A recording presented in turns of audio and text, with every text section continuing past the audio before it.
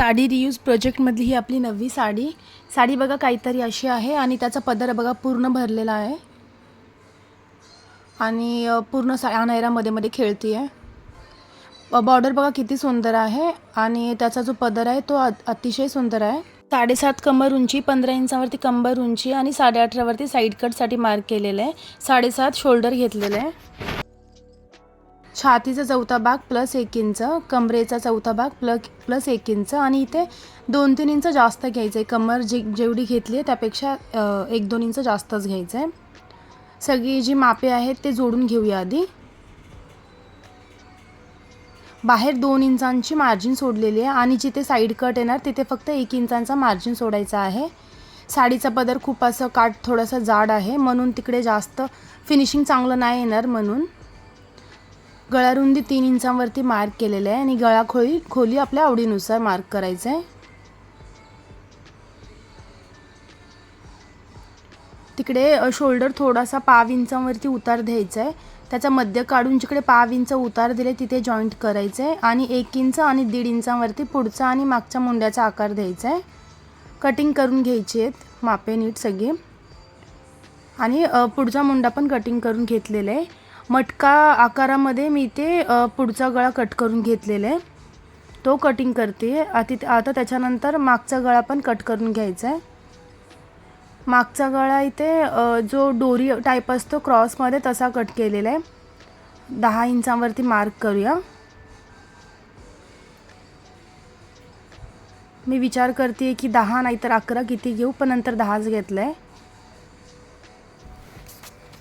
मागचा गळा देखील कट करून झालेला आहे। साडीवरती हे ठेवून कटिंग करून घेऊया। साडीचा जो पदर आहे तो मी कट केलेला आहे कारण मला पदर थोडाही वाया घालवायचा नाही आहे, तो स्लीव्जमध्ये आपण हे करूया।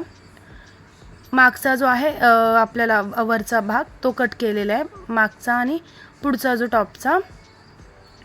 साडी बघा, साडीचा जो पदर आहे त्याचा मी पूर्ण स्लीव्जमध्ये वापर करणार आहे। 21 वरती पूर्ण उंची घेतली आणि खाली जेवढं पाहिजे ते चुन्यांमध्ये येणार। वरून खाली 3.5 इंचावरती मुंडा उतार द्यायचा आहे।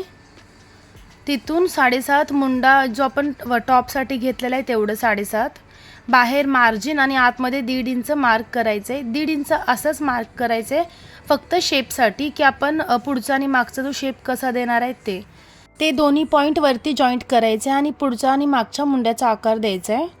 आणि जो खालचा आपल्याला दंडघेर आहे तो मी ते मनगटाच्या पाशी 3/4 स्लीव्जकडे 5 इंच घेतलेला आहे आणि पुढे मार्जिन घेतलेला आहे। खालचा जो दिसतोय तो सगळं आपल्या चुनांमध्ये येणार चुडीदार स्लीव्जसाठी आणि वरून खाली ते जॉईंट करायचं आहे। मार्जिन प्लस जो आपला आतमध्ये फिटिंग जिथे करणार आहे तिथे। स्लीव्ज मला थोडाही वाया घालवायचा नव्हता म्हणून मी ते चुडीदार स्लीव्ज बनवते। स्लीव्जवरती काम तुम्ही बघूच शकता साडीमध्ये किती छान केलेलं आहे म्हणून। परत स्लीव्ज खोलून पुढच्या मुंड्याचा आकार कट करूया, जो पुढचा भाग खोल असतो तिथे। स्लीव्ज बघा मी खोलून दाखवते किती सुंदर दिसतोय स्लीव्ज। दोन्ही बाह्या बघा आपल्या कट करून झालेला आहे। आता जो खाली बॉर्डर आहे, बॉर्डर मी वेगळा कट करून लावणार आहे म्हणून 5-5 इंचांवरती मार्क करून आपण बॉर्डर वेगळं कट करून लावणार आहोत। आणि आपल्याकडे साडी आता 3.25 मीटरपर्यंतच आहे, तर कळीचा लेहंगा आपण बनवणार आहोत। 12 कळींचा लेहंगा आपण बनवणार आहोत। जी कळीची उंची आहे ती मी 39 इंचांवरती घेतलेली आहे, पण माझी पूर्ण उंची 44 आहे। तर 39 कसं आला ते मी इथे लिहिलेलं आहे, तुम्ही ते स्क्रीनशॉट काढून घेऊ शकता। जर मी बोलायला जरी गेले तुम्ही फार गोंधळून जाणार, त्यामुळे इथे जे मी लिहिलेलं आहे ते तुम्ही स्क्रीनशॉट काढून घेऊ शकता।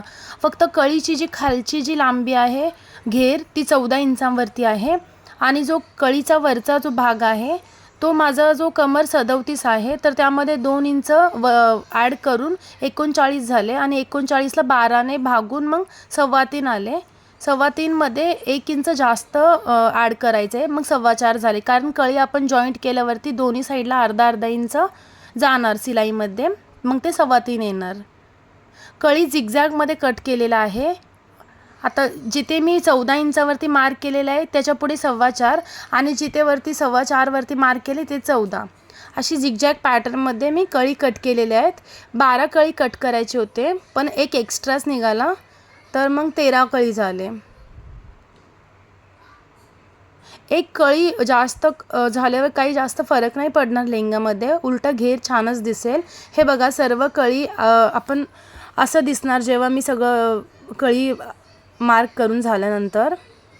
नंतर कळी बघा मी कशी कट केलेली आहे. बॉर्डर अजून कट केलेलं नाही आहे, फक्त वरची कळी कट करते आहे. आरामात नीट शांततेने ते कळी कट करायची आहे, जेणेकरून ते बॉर्डर वगैरे कात्रीच्या आतमध्ये नाही येणार. सगळ्या कळी कट करून नंतर मग शेवटी बॉर्डर कट करायचा आहे. कळ्यांचा जो पण कॅल्क्युलेशन आहे तो मी नीट स्क्रीनवरती सगळं मेन्शन केलेलं आहे, तुम्ही ते स्क्रीनशॉट काढून घेऊ शकता. अगदी काय प्रॉब्लेम आला तर मग कमेंटद्वारा कळवा, मी तिकडे सांगेन सगळं. हे बघा नंतर आता बॉर्डर वेगळी केलेली आहे. बॉर्डर वेगळं कट करून घेऊया. कट करून झाल्यानंतर बॉर्डर मी कळ्या बघा लावून घेते आहे. सगळे कळ्या लावून घेतल्यानंतर घेर बघा किती मोठा येईल स्कर्टचा. तुम्ही बघू शकता मी इथे सगळं कळ्या ठेवून घेतलेले आहेत. आता अस्तर आतमधला जो अस्तर आहे स्कर्ट लेहंगाच्या आतमधला अस्तर तो कट करूया. अस्तरचा पन्ना छोटा होता, तर मी काय केलं, आधी अस्तर 40 इंचांचा घेतलेला आहे.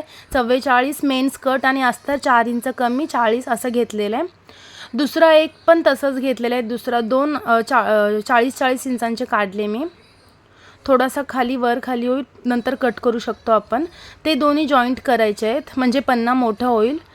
जर तुम्ही मोठं पन्न्याचा अस्तर वापरत असाल तर असं करायची गरज नाही आहे, पण माझ्याकडे आता तसं नव्हता तर मी असं केलं. मग तो जॉईंट करून घ्यायचा आहे सिलाई मारून. सिलाई मारून घेतल्यानंतर हे बघा पन्ना किती मोठा झाला. जिथे जॉईंट केलेला आहे तिथे फोल्ड करून नंतर 4 फोल्ड करायचं आहे. वरती कमरेचा चौथा भाग आणि बाहेरून 2 इंच अजून मार्जिन सोडायचं आहे. जसं आपण वरती कळींसाठी पण 2 इंच ॲड केलं तर लुझिंगसाठी म्हणून. तो पूर्ण खालपर्यंत घेऊन यायचा आहे, जेवढा पण आपला पन्ना आहे तेवढा. पण पन्नाच्या तिकडे खाली आपण थोडंसं 3-4 इंच वरती मार्क करून असं राऊंड शेप द्यायचा आहे, जेणेकरून तिकडे कॉर्नर निघणार नाहीत. ही कटिंगची हे झाली व्हिडिओ. स्टिचिंगची व्हिडिओ उद्या येईल. जर काही डाऊट असेल तर कमेंटद्वारा कळवा, मी नक्की सांगण्याचा प्रयत्न करेन. व्हिडिओ आवडला असेल तर प्लीज लाईक करा, सबस्क्राईब करा चॅनेलला. स्टिचिंगची व्हिडिओ उद्या येईल.